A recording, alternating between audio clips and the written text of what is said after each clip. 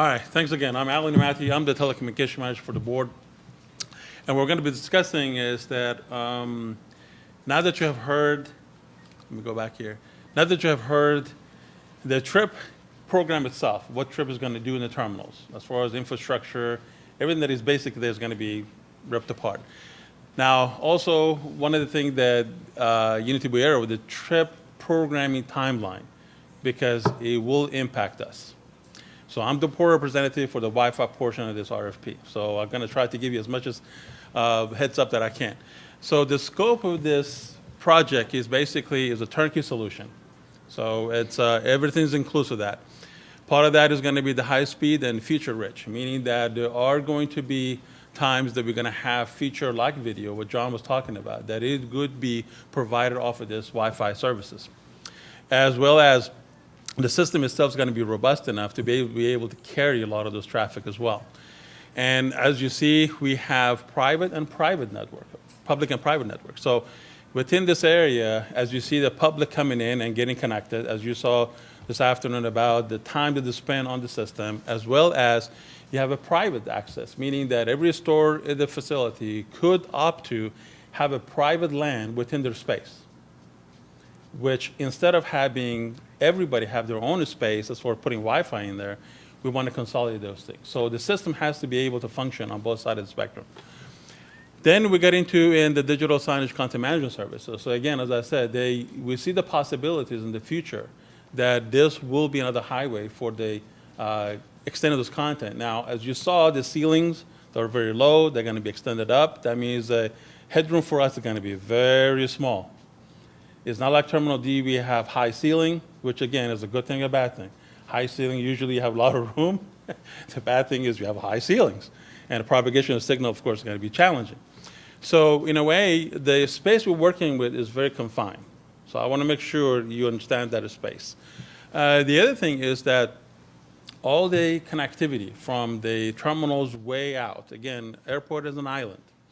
We have our central office, which is right in the center of the airport, which is Verizon CO. And for that, you have to be able to get your wide area network in and out. So again, I'll have some specific examples that we can talk about that. But in a way, you could have a couple of versions of this. You could be consolidating and aggregating your traffic in a specific point, and then from there out, or you can build redundancy within that access point coming in. But again, there's only a single point of entry, which is the CO. Now, in the terminal, there's some information this afternoon where Perfecto Solis was talking about the TRIP itself. And I think you talked about the communication rooms. That's another project of mine. We're building about 40 comm rooms in all terminals, collectively. So we're going to be within this distance of Ethernet. There are 2 MPOEs in each terminal. So you can have diverse route coming in. But again, the single point of failure is going to be that AP that's going to support that area, unless you build redundancy within that APs or self-healing or covering or overlapping. The other piece is that is going to be all the customer care that goes with that service. So airport's not going to respond to that. However, the reason I put that in there is when you come through the airport, if a service is mediocre, we're always the first one to be blamed for that service, meaning that airport Wi-Fi doesn't work. They don't say X, Y, and Z, but basically. So in a way, we have to make sure the customer stat is always high. And then we get into exclusive all the details of the radio frequency design. So what has happened in the past, when I came in 2001, we don't have a board policy for frequency. Everybody put an AP up and we start broadcasting. Unfortunately, it was pretty, on the wattage side, it was very high, so it was a lot of conflict. Since then, we put a policy together, the basic coordination of frequency. Within that space, within the terminal, it has to be coordinated. And one of the responsibilities of this contract is going to be mapping the frequency, right? And also we have here that all the design of the hardware installation and system maintenance is part of this as well. So there's a combination of things that has to happen. Then of course, terminal renovation. Again, within that space, there's timeline associated with that, meaning that Terminal A phase 1 is gonna come up. And based on this contract timeline, we have a finite, very, very condensed time frame to be able to get the system in, test it, and start processing. And also there's a transition plan between what is there today and what's coming up next. So that's going to be kind of an outline in the RFP so everybody can understand exactly what that looks like. Well, there's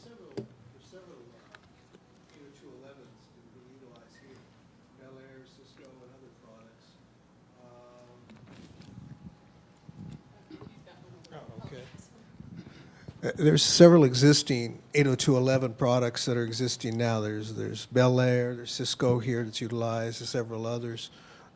And I'm just wondering, are you going to standardize on a specific manufacturers and that all of them are going to be operating different, although, they still follow the same standard. They're all different.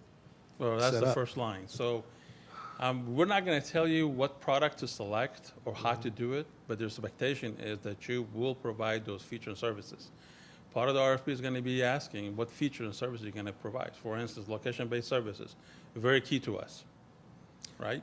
So as long as you can meet those requirements for those services that allows us to basically expand in the future, then definitely is the key. So As far it as is part of your turnkey solution. okay, so the switches and the infrastructure Well, tentatively. the infrastructure is a little bit different. From switches upwards and switches downwards, right? So basically you have APs and you have your switches, Right. and that is the responsibility of the project. Infrastructure from the AP down or from switch all the way back to the aggregate point, that's the airport provided. So all this common will be providing basically your space for your switch, now with the Ethernet. So switch is going to be aggregate, and then aggregate back to central location for your WAN coming in. So in a way, airport provides that infrastructure. The cabinet, the power, your Ethernet going to the APs or switch, and then back to the aggregate point. Does the frequency structure also include 4.9, or is it just? Does not include 4.9. Okay. Talking about the Digital Operations Center, are you looking, you're talking about monitoring? When you're talking about the monitoring, are you talking about having monitoring for the actual endpoint, the access points as well, or just for the WAN links that you referenced in the above It's line? inclusive all. Okay. You have to, what happens is that we need to be aware that you know what you're looking at, and based on that, if something happens that is impacting services for customers, then we need to know first. I mean, that would be first point, because the call is coming in that something has happened in that area, so definitely would like to know. So this operation is inclusive of monitoring your assets and the health of that assets. Also the layer 2 infrastructure as well, which you talk about hardware installation and whatnot. I'm assuming you mean like the layer 2 switches? Anything within your scope, Okay. you have to monitor. Anything from the physical layer perspective, we handle those Okay. from airport perspective. Will the design require the stamp of the PE since it's required design? No, we have never had PE stamp on the Wi-Fi design. But once you get into the installation, that might require to the permitting and whatnot. So we have to take a look at that. It's all in accordance with the Texas State Board of Yep. Special Engineering. No, they claim that, or the guidelines is anything, public work that's over $8,000 that are requiring permitting. structural, Right. electrical, or